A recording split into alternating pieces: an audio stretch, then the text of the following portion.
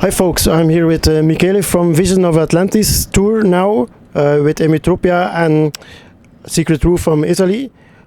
Please tell me about the tour. So now we're about the before second last day, so we have 2 more dates to go. Tell how it was and how what you expect of the next 2 days. So this was our first headlining tour in Europe after the pandemic.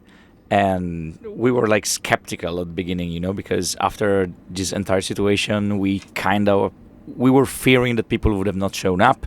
We thought, that it was too early, that maybe in May, just after they lifted some restriction, people would have been like not willing to go to concert. But actually, all the shows have been really well so far.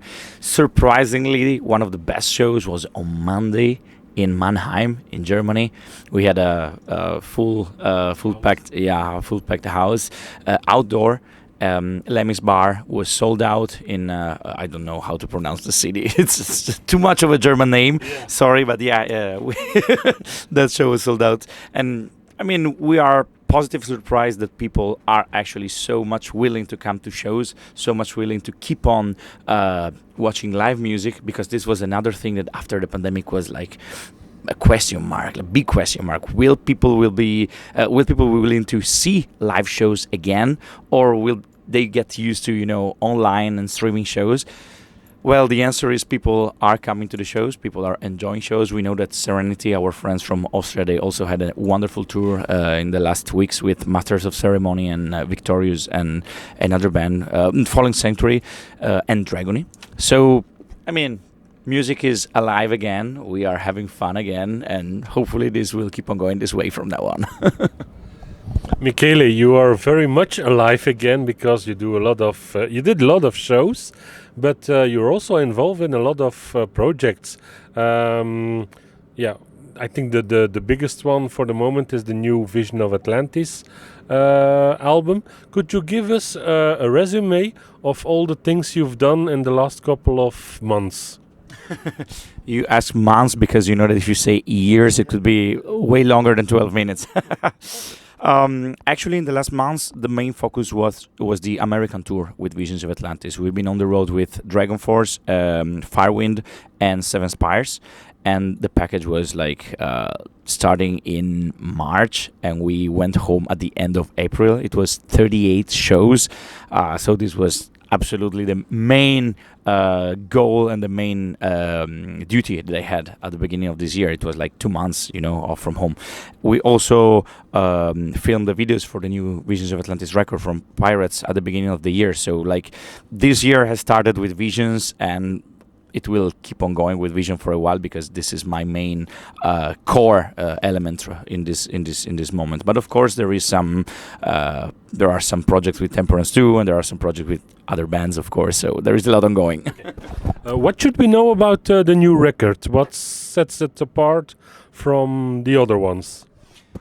We changed everything. We changed producer. We changed mixing engineer. We hired as producer Felix Held, which is also the producer for D'Artagnan and Foyer's Runs. We got the Jacob Benson as mixing and mastering engineer. He doesn't need presentation because this is like we call him the guru of modern metal. And we changed the songwriting team, the songwriters team, because I contributed a lot with 5 songs, almost 6 for this new record, which is half of the record as a songwriter. Clementine wrote 2 tracks. One together with our producer, and the producer himself wrote some songs. So this is something completely new. The entire team behind this new record, behind Pirates, is a different team, and I guess that it's clearly hearable. There are so many differences in terms of sound, in terms of songs, in terms of melodies compared to Wanderers and compared to The Deep in the Dark. And actually, it looks like the critics is like embracing this new record with a really positive embrace. Okay. Jan has another question. Yep. Yeah. So I didn't see you with Vision of Atlantis. I saw a Vision of Atlantis with many different singers. How would you think it's different with you and Clementine than with Clementine and other combination now? What can people expect for people like me that didn't see you together in this lineup? This is a really nice question. The answer is that Clementine and we really developed, I would say, a special chemistry on stage and off stage too, because I don't know if you are aware of this, but she made a public statement about this. She moved to Italy recently because she's starting to write her own music. She has a Patreon page, as many other artists, and she's starting to release her own music. And since we started to work together with Visions of Atlantis, we kind of find this common point, I would say, in the way we see the world of music. And she never had this before with any other singer of Visions of Atlantis. And, I work as a producer in my studio. We decided to spend some time together in the studio to write the new Visions of Atlantis songs. And with this atmosphere, she realized that this was she wanted to do in her life. Also, besides Visions of Atlantis, that she has a lot to say, that's for sure. And yeah, I believe that what we have right now, what we reached in terms of entwining not only of vocals, but it's real chemistry that we produce. It's an energy that we have on stage that, it's not only us telling this was never the same before in Visions of Atlantis, but everyone who attends the show Visions of Atlantis says the two vocals right now, they are so well matching, they are so well embracing each other, and this is a really important highlight, in Visions.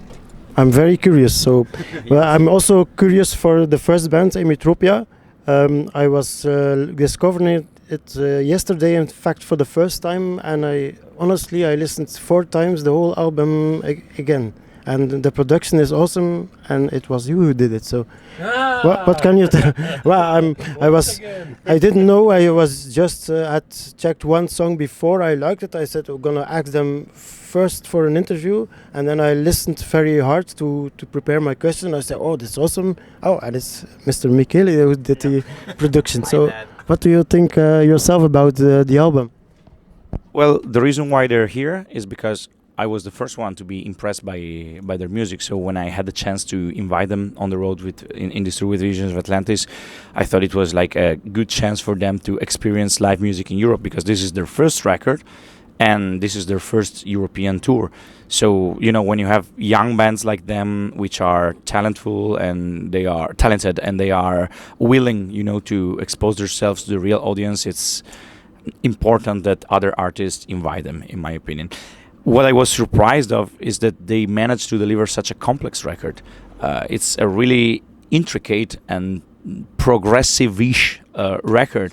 It's not only symphonic music, it's progressive symphonic metal, and they are really talented also as musicians, you will see tonight. So being the first record ever that they release, I was impressed, and this is something that has to be underseen, in my opinion. I guess you put your stamp on the record somehow. When I listen to Temperance, when I listen to Overtures, it's like you make a new level of symphonic. It's the next generation, like Star Trek or Star Wars, the next generation. Can you agree with me that you leave things behind and that you start to innovate? But you innovate a lot. So, first of all, thank you. And second, you're not the first person that tells me this. So it looks like this is, it's really appreciated. I have my vision, especially my vision, not my visions, but I have my vision, especially when it comes to arrangements of the vocals. And I guess this is what creates a trademark. This is what I try to bring in Temperance, together with Marco, of course, because he is also a visionary. I would say the two of us, we are visionaries when it comes to vocal harmonies. But in every record that I produce, like we mentioned before this interview, She-Wolf, Emetropia for sure, the new Visions, Temperance, what I did with Overtures, Kaledon also. I have my vision of the vocal arrangement, and of course the vocals are the thing that is in front of the production. And for the first time with Visions of Atlantis, I had the chance to really put myself standing on the ground and saying, okay, I would really love this to happen in this way vocally. And the producer was enthusiastic, and Clementine was enthusiastic, and everyone was enthusiastic. Of course, when I have projects like She-Wolf or Emetropia, in which I can like manage the entire thing, it's easier. But the guys, like, they asked me for suggestions. Emetropia, they asked me, how do you want the vocals to be done? So I told them, let's provide these tracks in this way so they can mix them in that way, and we can reach that kind of arrangement. So yeah, if this is a trademark from the external point of view, this is highly appreciated. And yeah, I totally agree with what you're saying. Well, I think, yeah, it makes sense because especially when I listened to the last Temperance record, I was smitten by it. It was like you heated up things with a triple factor or something like that, and I can hear these things also in the other projects you do. So I don't know where you found the energy. It's not Corona who did it, but somewhere you found something, and it shows. So yeah. I think Jan may have another question. It's gonna be the very last one. We're very sorry. We'd like to do an interview of 45 minutes or much more, but we don't want to miss Emetropia because I'm so impressed by the record. Last question, I asked it also last time. Suppose you're on a desert island. As a pirate, it's very convenient, and you can only listen to 3 vinyls. So you have a record player on batteries, because it's an island, and you have 3 albums to listen to for the rest of your life. Which 2 albums? So most likely one answer will be the same from the last interview, because I still think that the Scarecrow from Avantasia is still my top one in the list. I don't know if it was the same, but most likely it will be that one. You're consequent. Then right now I have a new favorite band, which is Ghost. I don't know if you like them or if you don't like them. I still think that Meliora is their best record, even if the latest 2 records, Prequel and Impera, they are really, really nice. But Meliora would be the record they would bring with me in the desert island. And there is a youth affection here that jumps in, which is my passion for Iron Maiden. I can't live without Brave New World. That's it. Thank you very much. Okay. Thank you very much, Michele. Yeah. Thank you, Fred, also for co-hosting me. Thank you very much, Michele, for giving us the interview. The interview was done by Jan Vervaeke for Jan Vervaeke YouTube, also for Dump Magazine and for musica.be. Yeah. So, thank you very much. See you. Have a good concert now in the Verlegte Geest. See you soon.